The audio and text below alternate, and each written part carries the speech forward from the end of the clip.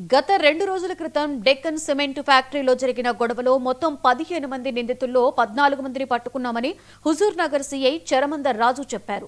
CC camera రికార్డుల ద్వారా 4 వ్యక్తులను పట్టుకున్నామని, 4 వ్యక్తుల సహాయంతో 14 మందిని పట్టుకుని రిమాండ్కు తరలించామని వెల్లడించారు. పరారీలో ఒక నిందితుడు ఉన్నాడని, త్వరలో అతన్ని కూడా పట్టుకుంటామని చెప్పారు.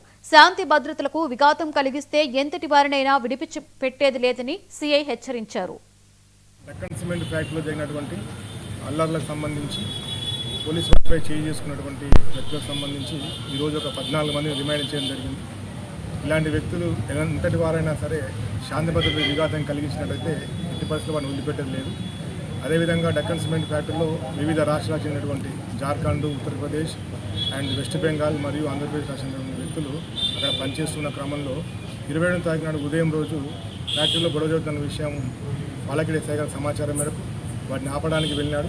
ఆ క్రమంలో వాళ్ళు అందరూ ఒక ముక్కుమ్మడిగా ఏర్పడి ఒక 11 మంది అంటూ ఎక్కువ మంది మొత్తం ఒక 150 మంది వరకు అక్కడ ఉండి ఎస్ఐ గారిపైకి వాళ్ళు ఒక 20 లక్షల రూపాయలు వాళ్ళ మనిషి చనిపోతే నష్టపరిహారం ఇవ్వాలని చెప్పేసి అని కంపెనీ వాళ్ళని వాళ్ళు కోరుతున్నారు.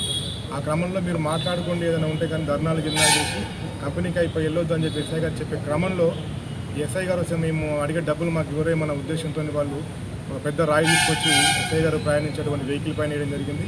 దాన్ని కంట్రోల్ చేయడానికి ఎస్ఐ గారు వాళ్ళకి ఎస్ఐ కర్ర తీసుకొని కింద దిగే క్రమంలో వాళ్ళందరూ కర్ర రాళ్ళు తీసుకొని అతను వెంబడించి ఎస్ఐని మరియు కానిస్టేబుల్ను గాయపరిచి, అదేవిధంగా కంపెనీకి సంబంధించినటువంటి వ్యక్తులను గాయపరిచి కంపెనీ పైన దాడి చేసినారు.